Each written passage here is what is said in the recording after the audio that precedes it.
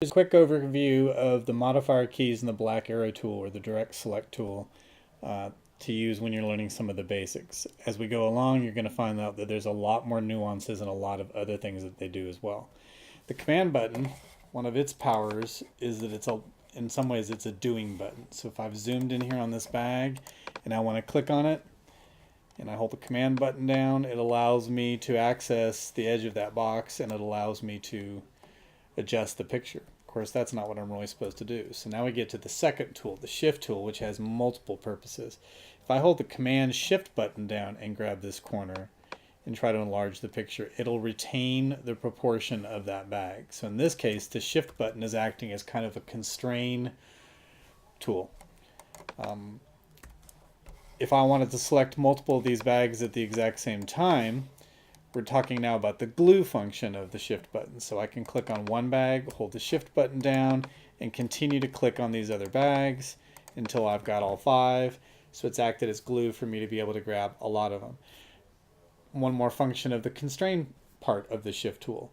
In addition to it helping to make sure that we scale those bags proportionally, if I wanted to move these bags straight down, I also run the risk of them accidentally sliding left and right. The shift button is not perfect, but it does help me try to keep a fairly straight line both horizontally and vertically when I'm using that.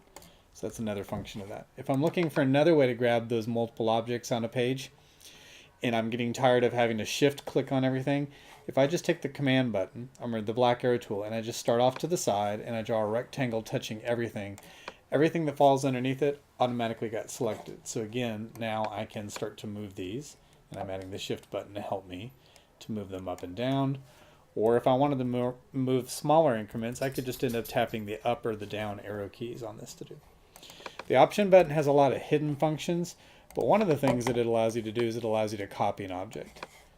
So if I click on one of the bags and I hold the option button down, my black cursor is going to turn into something that has a little white drop shadow.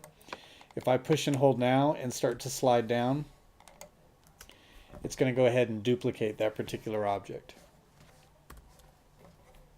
The control button, its major function in InDesign, Illustrator, and Photoshop is to serve as another way to be able to access the right click if for some reason your mouse doesn't have that, or you just feel more comfortable control clicking to pop up those contextual menus.